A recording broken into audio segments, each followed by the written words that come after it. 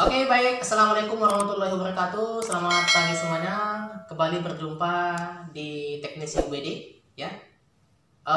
Kali ini saya akan memperkenalkan ataupun ya cara menggunakan yang namanya regulated DC power supply atau ya bahasa lapangannya itu charger laptop katanya, ya. Oke, mungkin kita langsung saja tunjukkan alatnya. Yang mana alatnya, teman-teman? Nah, inilah ya teman-teman. Coba diperhatikan ini. Ini adalah alatnya, yaitu namanya regulate power supply, ya. Ini namanya regulate power supply. Jadi jom dia. Nah, namanya apa? Regulated power supply. Oke, baik. Saya akan hidupkan, ya. Sebelum saya hidupkan, ini kan ada power nih, ya. Pastikan ya di belakang coknya sudah terhubung ke listrik. Itu salah satu kuncinya, ya. Di sini di belakang ini harus tercok, ya. Di sini ada namanya kabel power, ya. Jadi di ini harus tercok ke listrik. Harus tercok ke listrik. Coba Anda lihat coknya di bawah itu. Nih, sudah tercok ke listrik, ya. Oke, baik, saya sudah sudah saya pastikan terhubung ke listrik. Sekarang, ya, kita coba perhatikan, ada di sini caren, ya, cc, ya, ada voltage, ya, ada ampere, ada volt. Jadi ini adalah untuk ampernya, kuat arus. P itu adalah volt, tegangan, ya. Jadi kalau volt itu mungkin sudah kita ketahui gitu, ya. Kalau misalnya rumah kita berapa volt? Misalnya adalah 225 volt atau misalnya katakan 220 volt gitu, ya. Pada umumnya seperti itu. Ampere apa? Ampere itu adalah kuat arus, ya. Misalnya 1 ampere, ya. 1 ampere itu berapa gitu, ya? Itulah 220 volt gitu. Kemudian di sini adalah ukurannya, ya, voltage. Nah, di sini adalah untuk mengukur alat yang ini. Nah, di sini ada yang namanya ya pine, ada namanya coarse, ya. Kemudian ada juga di sini fan, ada coarse. Ya, jadi bisa nanti kita lembutkan dia. Kalau misalnya saya hidupkan nih, perhatikan di sini coknya sudah terhubung, ya. Yang ini kalau dia warna hitam ini, ya. Ini coba lihat. Ini warna hitam itu adalah biasanya sih positif, negatif, ya. Yang merah ini adalah positif. Yang tengah inilah GND, ground, ya. Jadi ground itu biasanya itu dibumikan. Misalnya di rumah kan ada itu ditanam di tanah itu namanya ground, ya. Jadi sama juga seperti di sini, ya. Tapi yang di sini groundnya nggak digunakan, ya. Oke, baik. Saya coba hidupkan power. Saya hidupkan nih. Coba perhatikan teman-teman semua. Yang ini adalah file yang ini. Biasanya standarnya sih ini adalah 17. Ini adalah 0 sekian, ya. Ini off semua, ya. Jadi ini saya hidupkan nih. Saya hidupkan dulu. Saya naikkan dulu ini.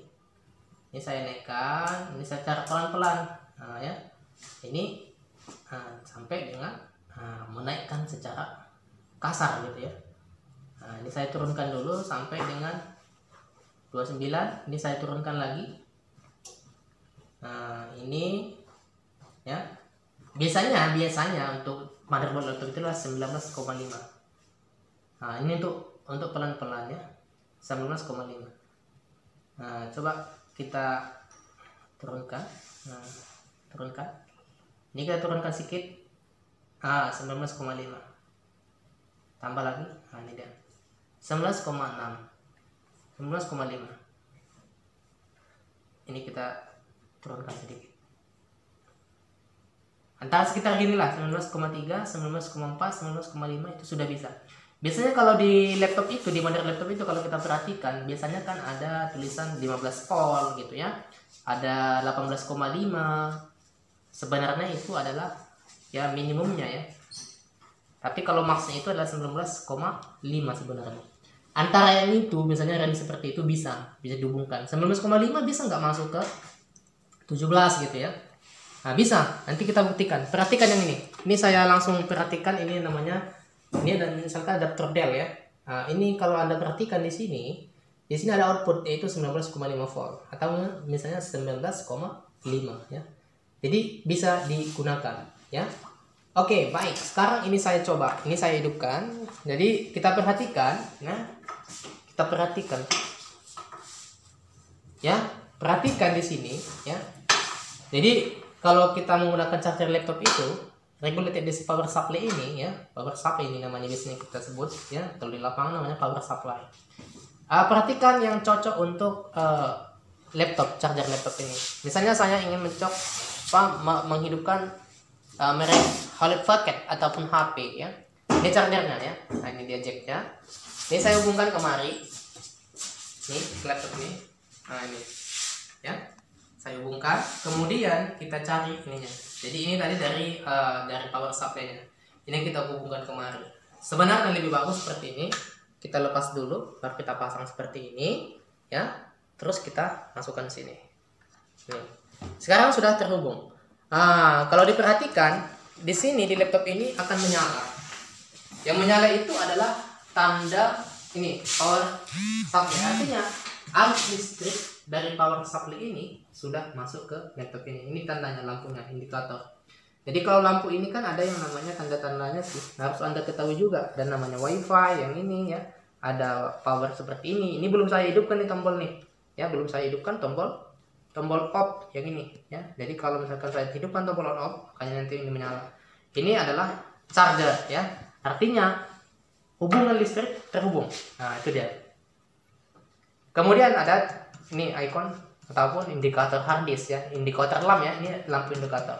Oke, teman-teman, ini saya coba hidupkan di power supply. Coba perhatikan power supply-nya.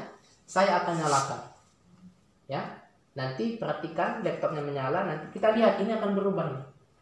Ampernya akan berubah. Artinya apa? Ada overracing di sini, ya. Semua sudah dioperasikan gitu ya. Arusnya itu sudah ya, sudah tertarik semua ya. Ini saya hidupkan, ya. Laptop saya hidupkan ini, coba perhatikan. Nah, kemudian lihat di sini. 0,74 ya, 0,9. Nah, ini naik nih. Kalau sudah naik dia 1,1 sekian, 1,3. Coba perhatikan laptopnya dalam keadaan ini menyala. Pelan-pelan, ini dia, saya enter dulu. Ini 1,4, perhatikan ya, 1,4, 1,4, masih 19, volt ya.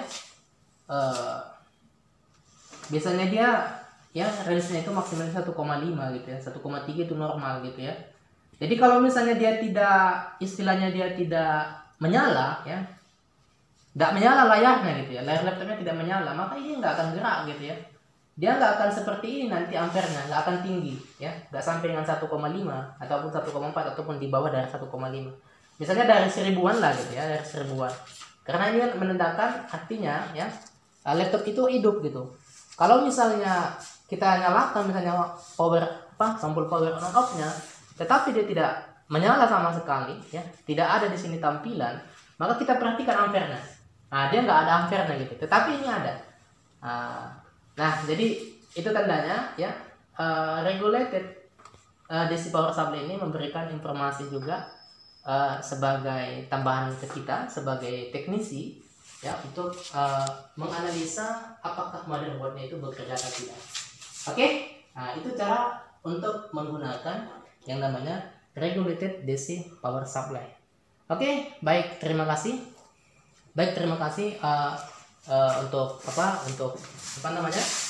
Untuk memperkenalkan regulated DC power supply dan cara penggunanya.